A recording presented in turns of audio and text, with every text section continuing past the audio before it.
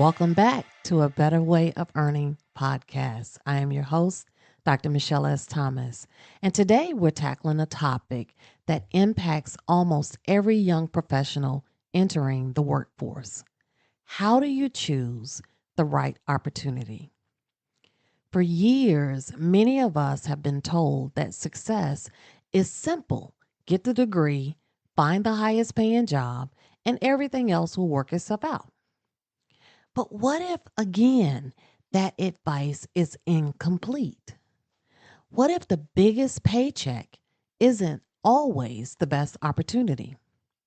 In this episode, we're going to challenge one of the most common career myths and explore how to make decisions that create long term growth instead of short term gratification.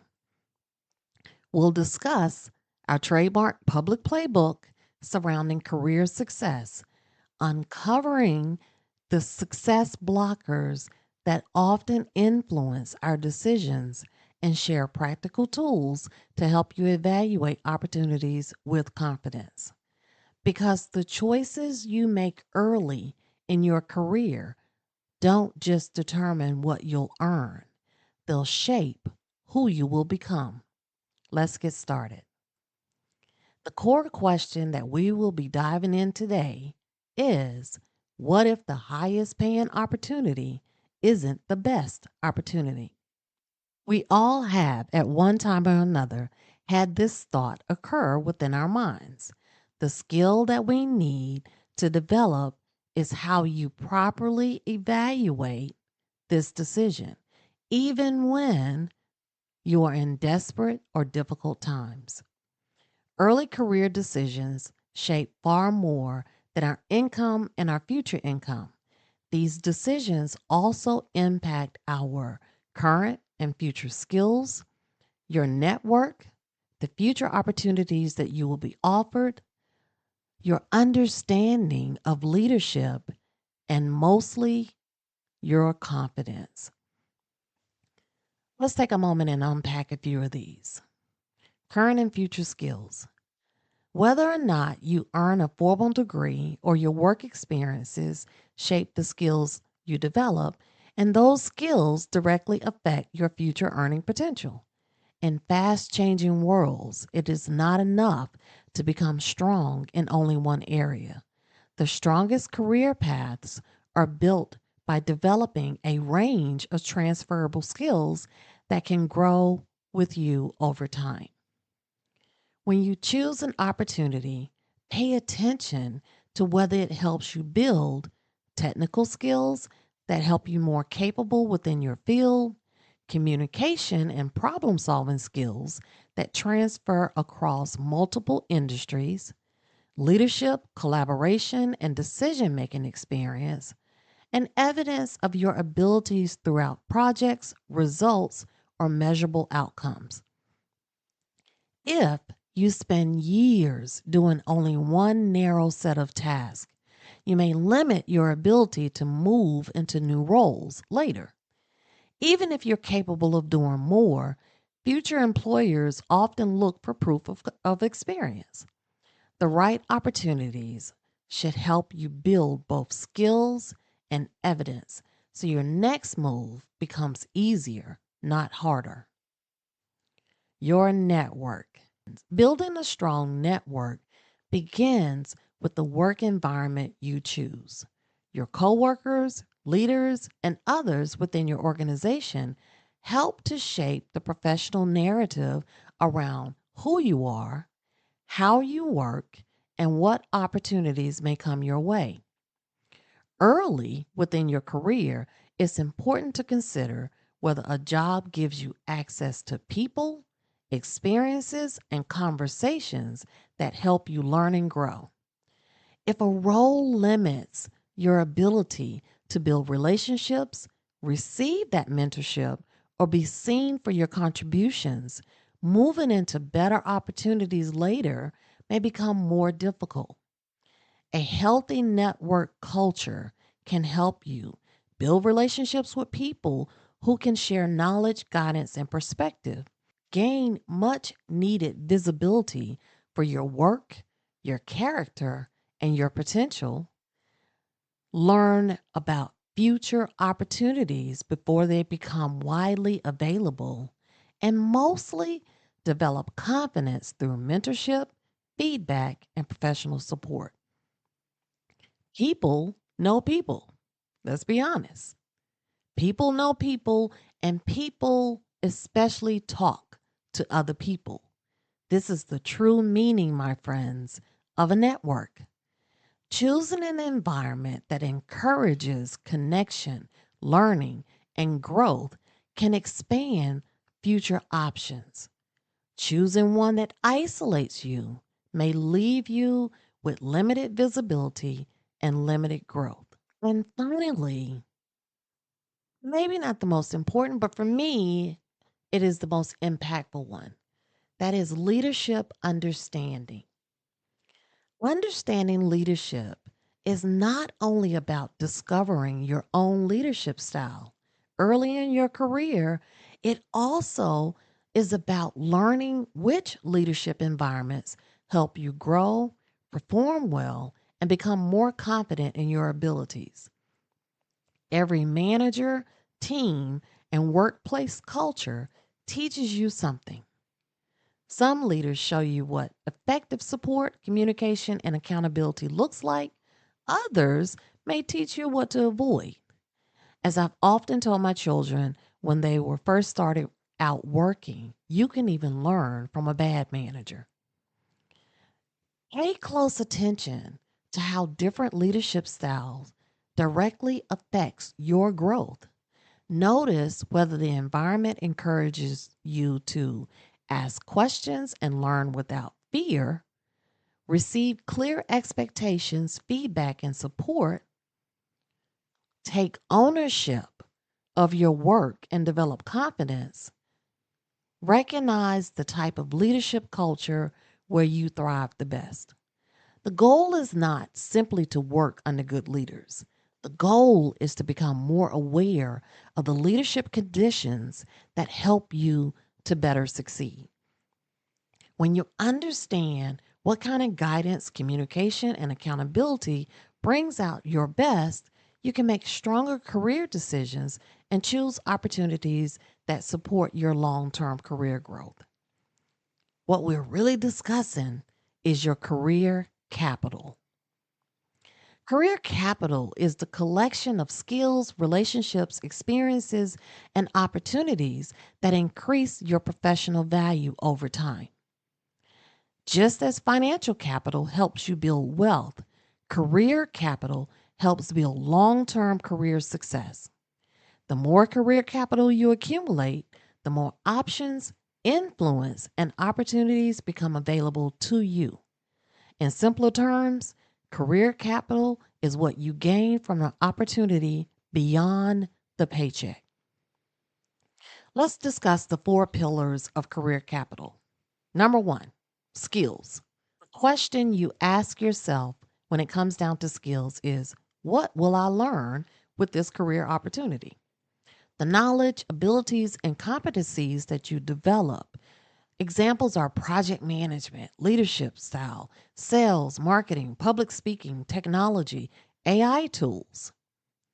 Are you encouraged to build upon, to experience, to test out, and learn these skills within the current opportunity or the future opportunity that you are choosing?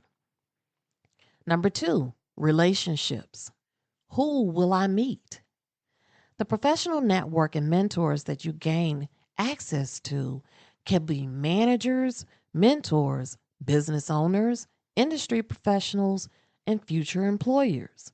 This is important because these relationships not only are relevant for your current opportunity, but you will find in most industries, these relationships will show up years, sometimes even decades later, to help either propel or derail your future career opportunities. Visibility. Who will know my work? This is an opportunity for you to be seen, recognized, and trusted. That means, are you afforded opportunities to present projects? Are you leading initiatives? Do you have direct client interactions? Are you a part of cross functional teams? Why is visibility important in your early career decisions? Because not only does this help you to build your confidence for presentations or building bigger projects, but it helps other people around you to learn more about you and refer you to other opportunities for due to that visibility. And finally, opportunities. What doors could this open? The future possibilities created by today's experiences is very vital for your career path, whether that career path is within an industry, a job, or even building your own business. Because within building your own business, you're going to need references, clients, customers, and also support for you to help that business to thrive. So, within your current opportunity, are there promotions available, new career opportunities, business partnerships, leadership roles, and things that will lead to a better opportunity with your entrepreneurship goals? What I teach my mentees and the people that I train is to use what we've trademarked as a career capital scorecard. Before accepting any opportunity, ask yourself those questions. Skills, what will I learn? Score that 1 to 10. Relationships, who will I meet? Score that 1 to 10. Visibilities, who will see my work? Score that again 1 to 10. And opportunities, what doors will this open? Score that. Many people evaluate opportunities based solely over compensation. At a better way of earning, we encourage you to evaluate opportunities based on career capital. Because while salary impacts your life today, career capital impacts your future. The opportunities that help you learn, build relationships, increase visibility, and create future opportunities often provides returns that far exceed the initial paycheck. Now that we've talked about career capitals, let's move into success blockers. And I introduced this concept in the beginning of season 2, where these are not only ideals, but sometimes things that we are taught that directly impact or impede our ability to achieve the levels of success that we desire. As you're navigating these decisions about your career, be aware of these common success blockers that tends to crowd our success pathways. Number 1, chasing titles instead of correct positioning. Many of us pursue titles before developing our competency to be able to execute that title well. But the reality is that a title does not create capability. It's capability that builds sustainable success. Number 2, validation seeking.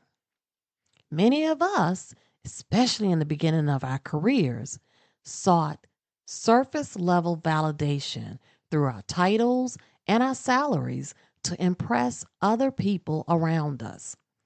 This quest often lands us within an endless cycle of unsatisfying chasing instead of organic growth. And number 3, artificial competence. This is defined as I appear capable, but I haven't developed the underlying skill.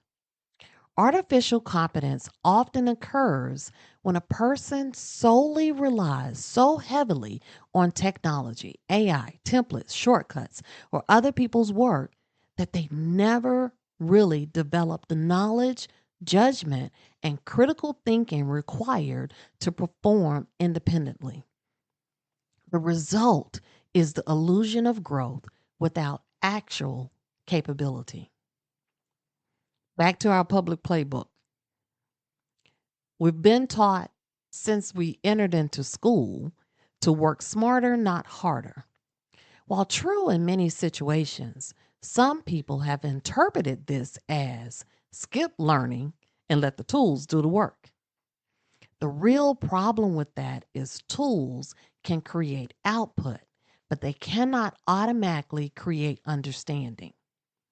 For example, AI can write an email, a business plan, a sales proposal, a marketing strategy.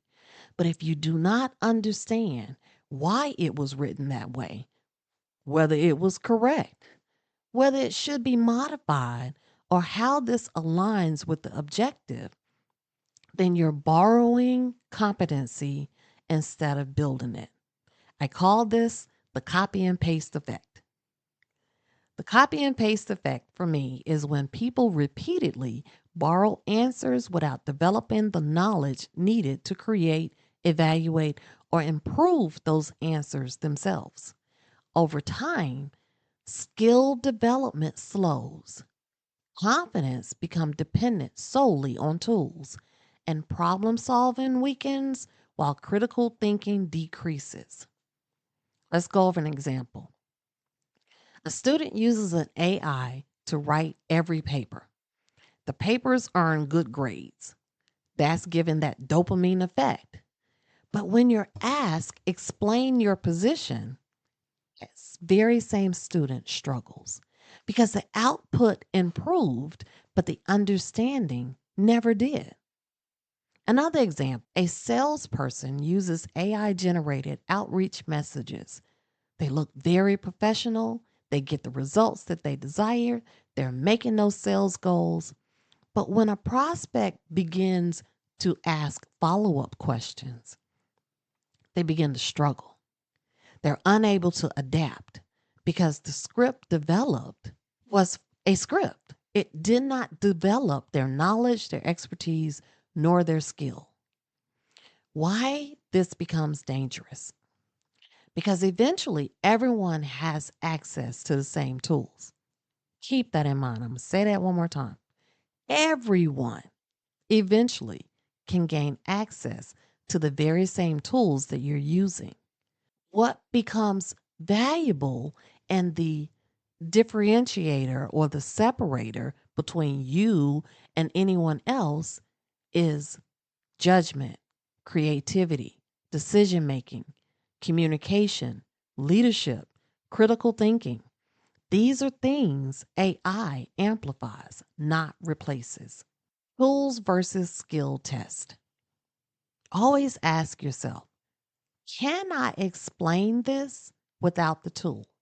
If the answer is no, then you may have borrowed the output without fully developing the skill. Here's a 3-layer learning model that I want you to begin to implement within your development, especially while you're using AI tools. Level 1, get used to using chats or AI or templates, which means do it for me. I need the answer.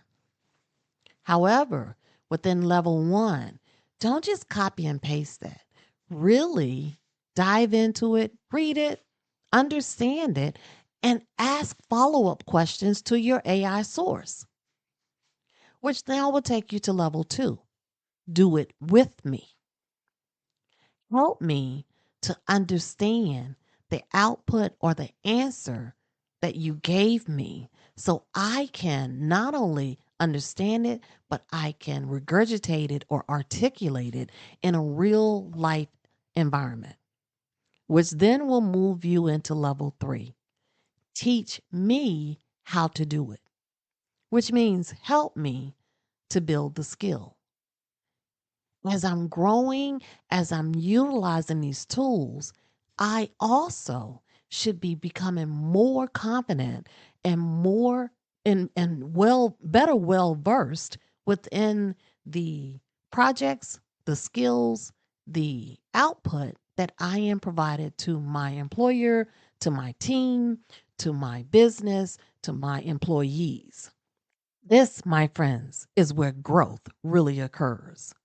The definition, again, of my copy and paste effect is the habit of relying solely on technology, AI, templates, or borrowed solutions to, to produce results without developing the underlying knowledge, judgment, and skills necessary to perform them independently.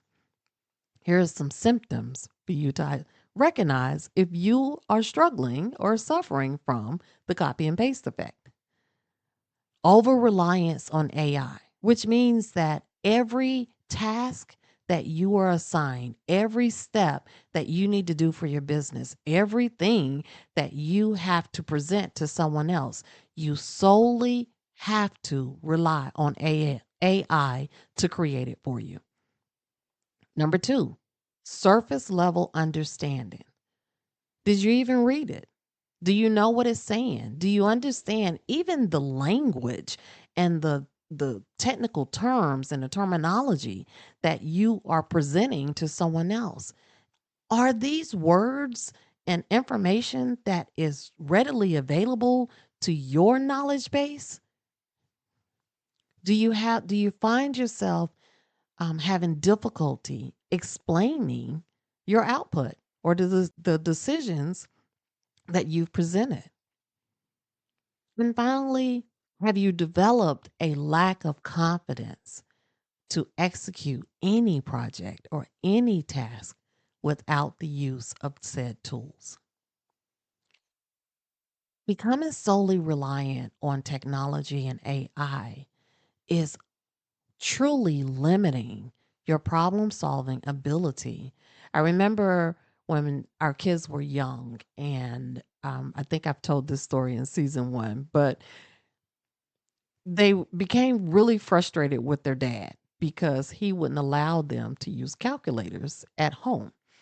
And we had one son that was the ultimate negotiator. And so what he was explaining to his father was, my teacher said I can use it and we use it in school.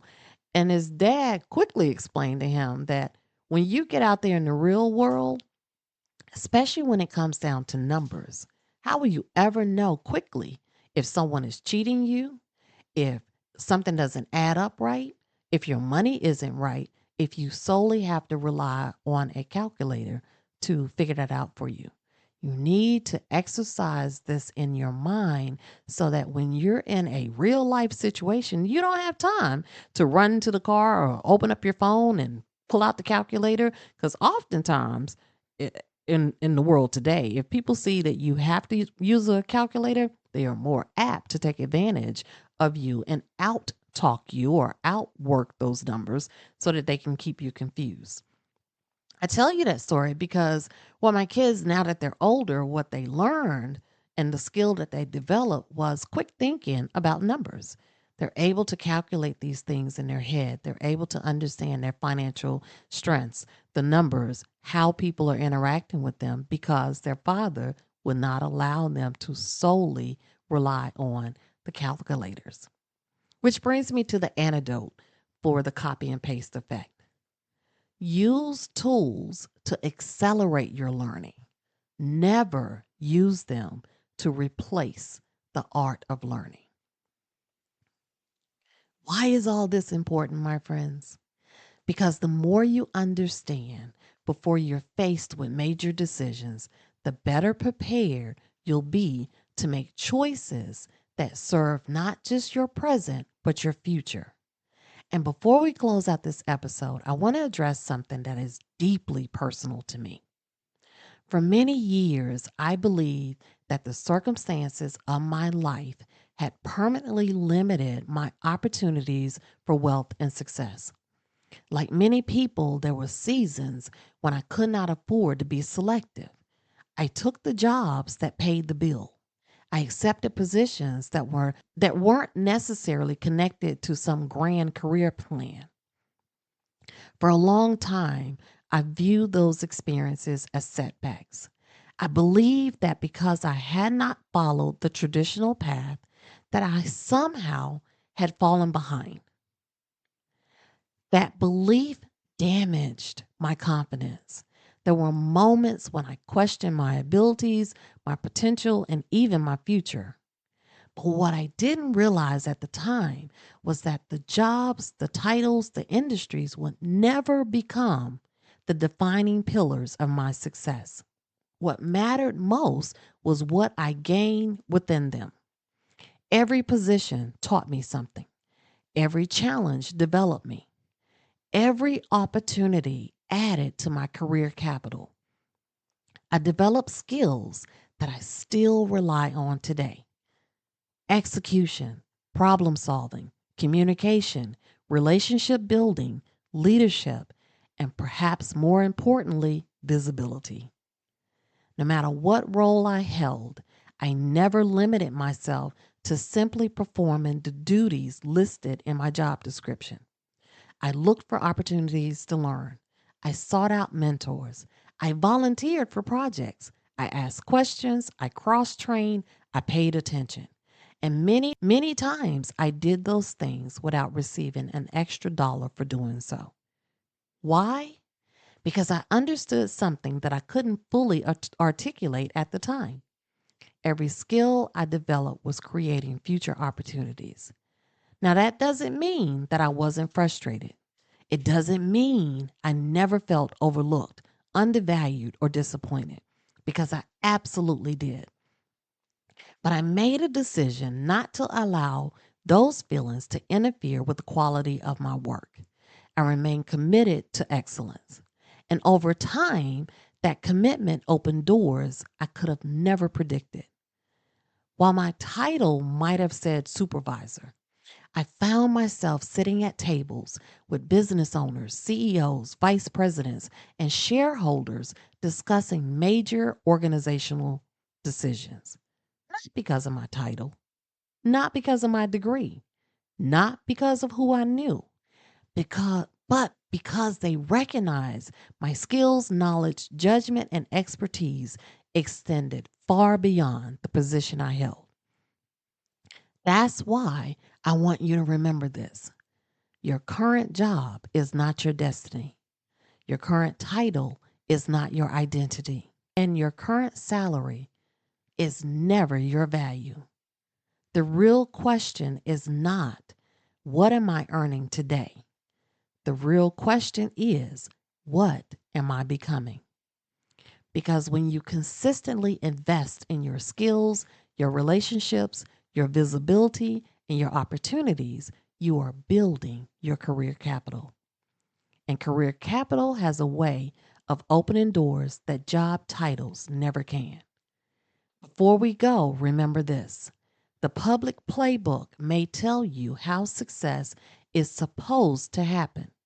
Your success blockers may try to convince you it cannot happen. But your journey was never meant to look like anyone else's. Keep learning, keep growing, and keep building a life that reflects your values, your goals, and your definition of success. Thank you again for joining us for another episode of A Better Way of Earning podcast, because success isn't about following somebody else's path. It is about building one that works for you. A better way of earning is where work, money, leadership, and life come together, helping you to build success on your own terms.